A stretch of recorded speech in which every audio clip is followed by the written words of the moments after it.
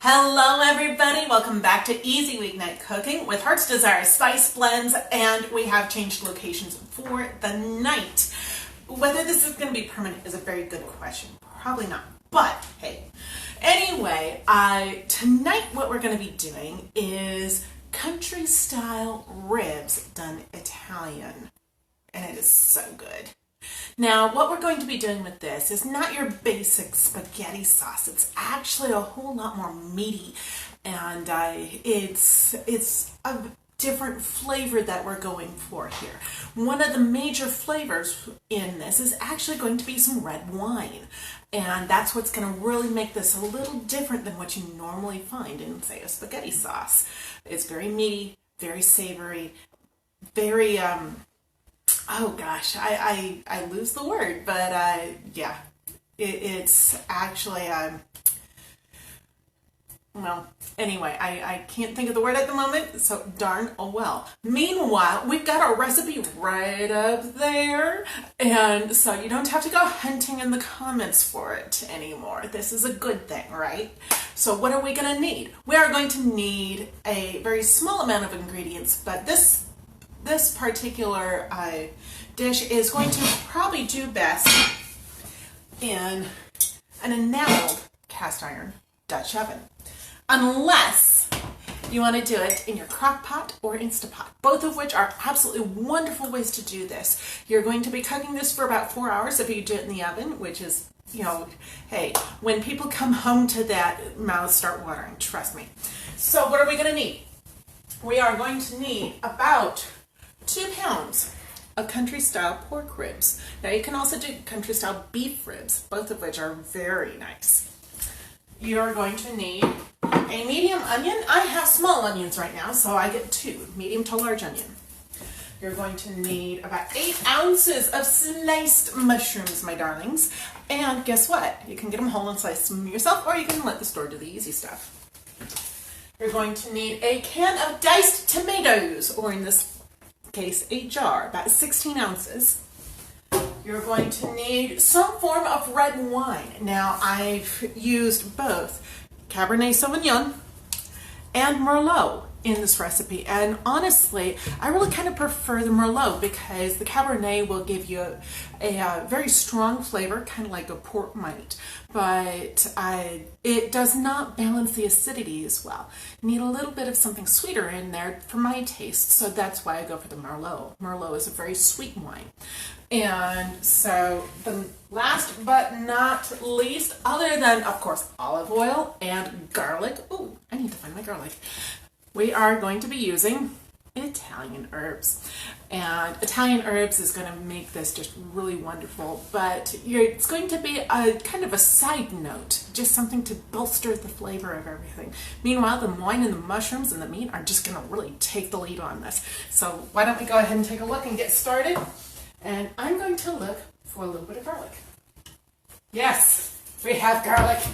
Woohoo! So definitely need your garlic. Now, what are we going to be doing first? We're going to be actually using our enameled Dutch oven, going to heat it up with a little bit of olive oil and brown our meat. Then we're going to put the meat aside. Why? So it can also brown other things. And why are we going to be doing a bunch of browning here? Because you're going to be needing some of that extra flavor from the Maillard reaction, which is also, you know, that browning reaction. In some circles, it's called caramelization, when you've got a lot of sugars involved, and it actually does bolster your flavor and just creates a depth of flavor that you're going to miss if you don't have it. It's not quite as good, though you can just throw everything in a crock pot and let it go all day. It's not going to be quite as good as this. Meanwhile, my oven just told me we are up to temperature. You're going to need a 300 degrees oven for this, and so get that started before you even start on this. Meanwhile, let's go ahead and get our pan piping hot, and let me see, yes. And we're going to need, actually, let's go ahead and go for these smaller burner there. Going to need a little bit of olive oil in the pan so we can brown our meat. And trust me, you got a lot of sizzling going on by the time we're done. So, 1 to 2 tablespoons. And if we need more later, we're going to be adding it. So, This is about 2 pounds of country style pork ribs. Now, if you're going to be doing this for a crowd, you're definitely going to be doing more. Make sure you've got a really good sized pan over here, and you're going to be doing all of this in a good sized pan. This pan you're going to be, having about yay full by the time you're done with just this amount. This is great for a small family. And scaling up this recipe, just a cinch. Just go ahead and double it, triple it, whatever. It's all good, right? Now, how we doing over here? We are heating up. I love it. Let's go ahead and put this over here. Meanwhile, while we're waiting for that to heat up, we can actually start cutting our onions. And as you guys probably already know, if you've seen this at all, we are going to be starting off cutting off the stem end, leaving the root end, and cutting all the way through, leaving the root end on there, because the root end makes more flammable. So go ahead and cut off your stem ends, and then cut your onion in half. Take off your first layer skin and first layer of onion. Always a really easy way to do it is just take off the entire first layer instead of just trying to pull that really thin skin off, because oftentimes there is a little bit of skin on that second layer as well. So just pulling off the second layer is always a good idea when it wants to cooperate. I feel like I'm peeling eggs. Okay. Move that on out of the way. And we're going to be making several slices to but not through the root end. Turn it perpendicularly and then mix some of the slices as well. And that smells hot. Always use your nose in the kitchen. It always works. So yeah, we have olive oil just running down there very quickly. We have ourselves a hot pan. And it feels like my hair has decided that it wants to come down too. Join the party. Okay. My tongues don't want to work. Oh, I hear that sizzle. Oh, yes. Now we're going to let these sit in here at a high heat for about a minute apiece, or until we get a really nice golden brown on every side of these. And as you can see, it's a really great presentation there. We're going to be flipping them over and letting every side get a golden brown coloration to it. And then we're going to put it back over on that plate so we can brown our onions and the whole 9 yards and just get everything really tasty. So let's go ahead and finish cutting up our onions while that's going first. Okay. Cut this one in half. There we go. And that is really sounding wonderful. Definitely keep an ear and an eye open on your stuff at all times. Some stoves will cook faster than others. Some meats are a little bit less, will go ahead and cook pretty fast. Whoops, come here. And we are kind of stuck to the bottom here. Just go ahead and wiggle that back and forth. Oh, we still have some way to go there. Not as much browning as I'd like. So I'm going to put that right back in there. And cut up more onions. So, anybody who's on, feel free to go ahead and pop up comments for questions or observations. I'm happy to answer things. Give me a hard time. I'll try not to bite too hard. And it's a lot of fun. So, go ahead and cut this. Gotta love a sharp knife. Seriously.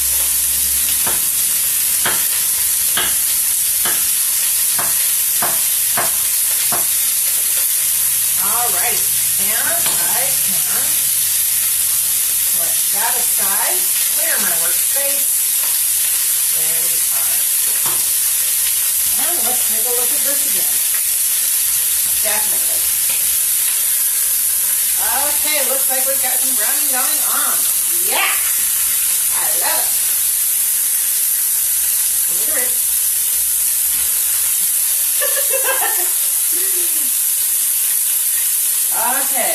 We got some good browning going on right over here. That's the kind of thing we're going to want to see. So I'm going to turn these over to the next side. There we go. Oh man, that's beautiful.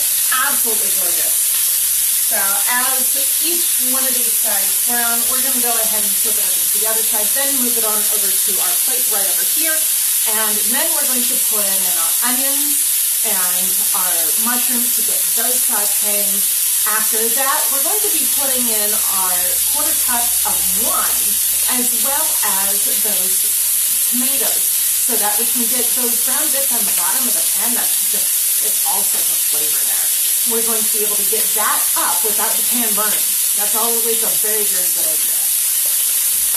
So, sounds like we're about ready to go on to another side. Yes.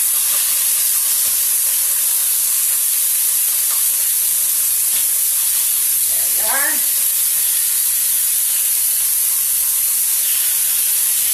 There we go. All sorts of flavors sticking to the bottom of that pan. We don't want it too hot or things will burn, but it looks like we're going to have flavor central in this pan right here. So, what are we going to do next? We're going to go ahead and put that over there. I'm going to be using our Merlot tonight in this because it's more fruity. It's a lot sweeter, and that way you don't need to throw any extra sugar in there. That's always a good thing, right? So, quarter cup of Merlot. There we go. Put that aside. And I'm going to go ahead and mix in this. Sounds like this is done. Let's get these out of there. Ah, look at that. I love it.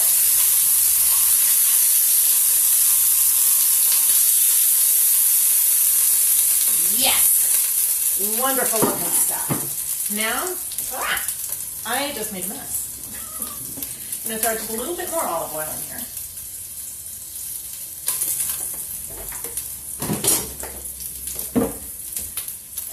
Turn my fire down just a skosh and throw my onions. There we go.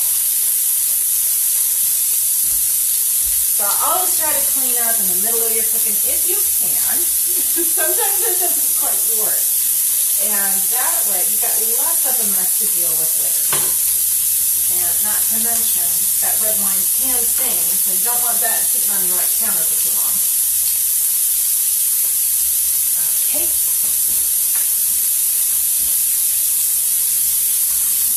There we go. Now, go ahead and get your onions all broken up in here. And it is also time to put your mushrooms in.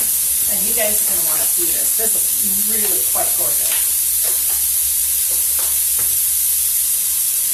So, come on over here with me, my darlings. And let's see. There we go. Now, taking a look in here. Isn't that beautiful? I love that. Go ahead and put in your mushrooms. Put that off to the side. Go ahead and give this a good stir. And you definitely creating a lot of flavor on the bottom of the pan, but you do not want it to burn. Not a bit. So keep an eye on that. If it starts looking like it wants to burn, then that is the time that we deglaze this. What is deglazing? Deglazing is when we actually put some form of liquid in the bottom of the pan and soak those bits on the bottom of the pan off, and that actually infuses all that liquid with that wonderful meillard on the bottom of the pan. And it looks like we're just about there. So our onions are getting nicely browned. Let's go ahead and top that off.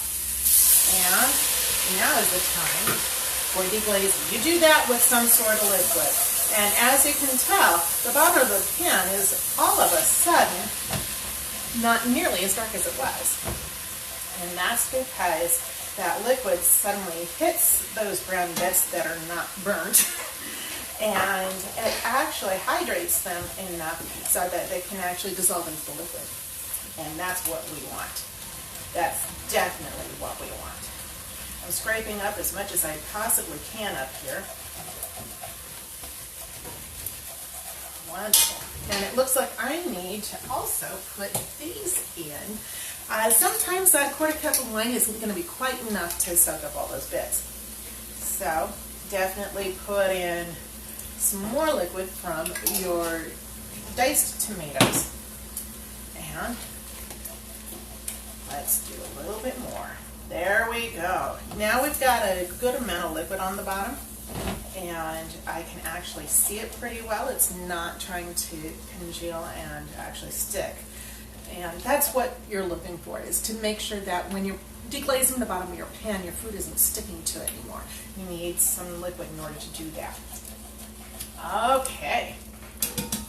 Now, I also need some of my garlic because I haven't gotten there yet. Now these are small cloves, so I'm going to grab 3 of them. Itty bitty tiny little cloves. And go ahead and just put those on your cutting board. Put your knife on top of them, blade away from you, always. And then just straight on top and smack the side of the blade. Woohoo! Get your aggressions out. Yes! Now, that makes it a whole lot easier to peel. Go ahead and throw that wonderful garlic meat into there. And you can chop these up a little finer if you like. You can just leave them the way they are. It really kind of depends on you. How much garlic flavor do you want in there? Me, I want about a medium amount of oxidized garlic flavor in there. You see, when bits of garlic hit air, it develops more flavor. That really garlicky flavor that we're used to is actually oxidized garlic. So the more surface area you get hitting the air, the more garlicky it gets, which means that if you want less garlic flavor with a full clove of garlic, you can go ahead and just toss the whole thing in whole. If you want more concentrated garlic flavor, you're going to be actually putting that through some sort of a garlic press, smallest chunks possible, some sort of a mince, or something along those lines is what you're going to be looking for. Now, if you take a look here, we are actually, our mushrooms are starting to give off their juices, and we've got a really good amount of, liquid in the bottom of our pan. So at this point, we've been able to get up a lot of those brown bits on the bottom, as you can see here. It's easy to just kind of scrape those up now that they're a bit better hydrated. And now what we're going to do is we're going to put in the rest of our tomatoes. Squeeze the bottom. We are going to put in about a tablespoon of our Italian herbs. And me, okay, that's a little bit shy. So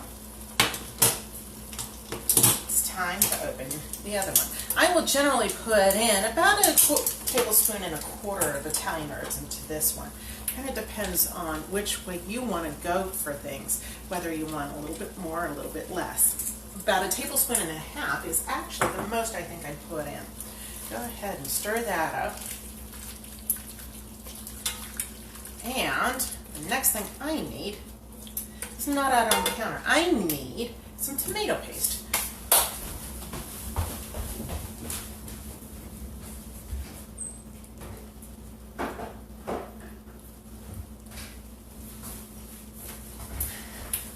So, the star of the show tonight is not necessarily going to be the diced tomatoes, but it will be your tomato paste.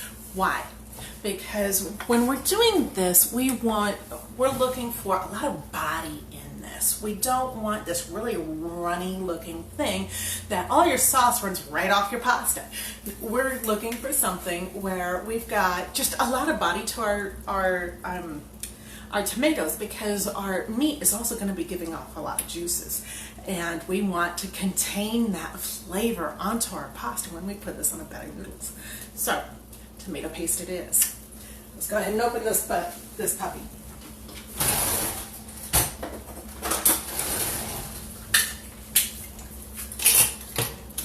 Okay.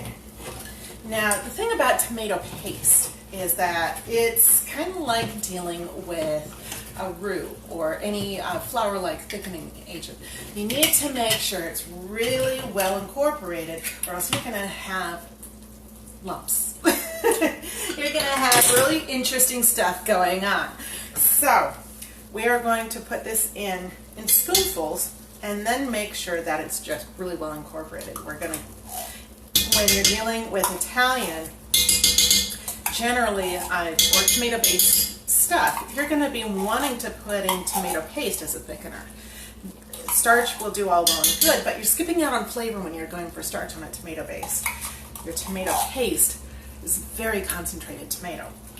And so you're going to want to stir that in really well. And let me see here. Put that right there, stay. Please don't fall in. Okay, you're going to want to stir it in pretty well. And it's actually going to thicken up a lot of that really juicy sauce in there and make it into a very thick sauce. And that's why we go for tomato paste. Now, generally, I would say brown your tomato paste. And why am I not doing that now? Because this is going to be cooking long enough to get that raw tomato taste out of the tomato paste. And we wanted to deglaze the pan in a way that did not actually invite burning.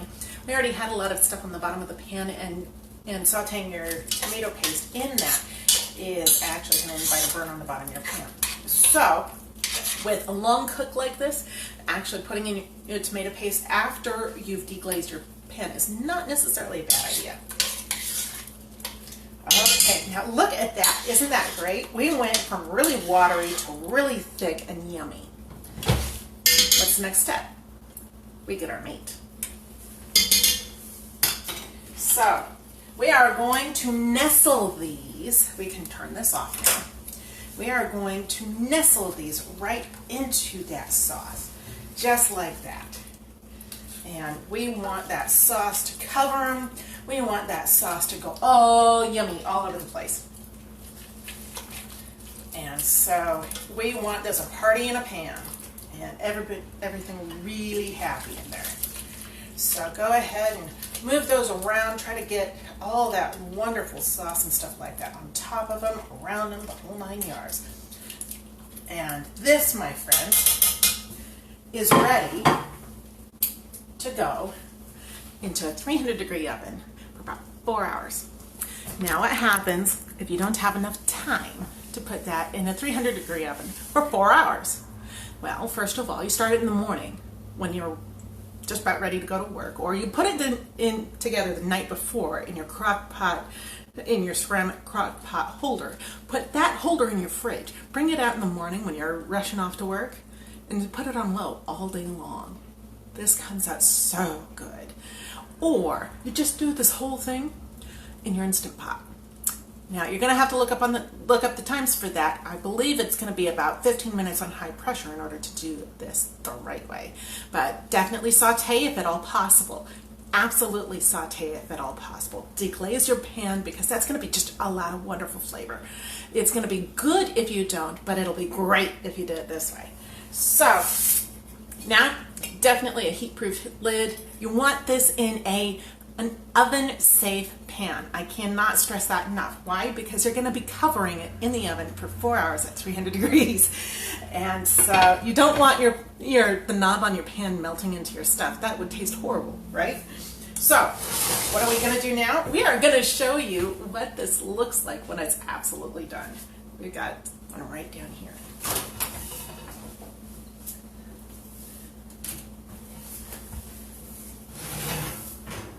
There we go. Yes, we have mad skills and a whole lot of really great stuff in the kitchen. Look at that. That looks just so wonderful. Looks like these are falling off. I love it. These things look like they're falling off the bone and just ready to be a party on a plate. So you guys have got to see this. Oh, awesome stuff. Look at this. Now you see that our liquid did not dissolve into just this watery goo. You still have a lot of body on that as it coats your ribs. That's wonderful, absolutely wonderful. You've got your mushrooms doing well. The whole thing looks just gorgeous, and look at that, just pulls right apart. That's what we're looking for, is something that just pulls right apart. It is, you can cut it with a sharp look kind of done. You put this over a plate of pasta and it is just wonderful. So let's bring you guys back up here and let's see what kind of time I've got. Definitely about 6:26. So what you're going to do is you're going to cook up some pasta, put this on top, and maybe some Parmesan if you need it. And guys, you've got super dinner, and it doesn't have to be hard. Meanwhile, guys, you guys keep things tasty and have a great time in your kitchen with this. This is such a wonderful fall dish, and it makes your house smell absolutely amazing. So keep things tasty, and we will see you next week.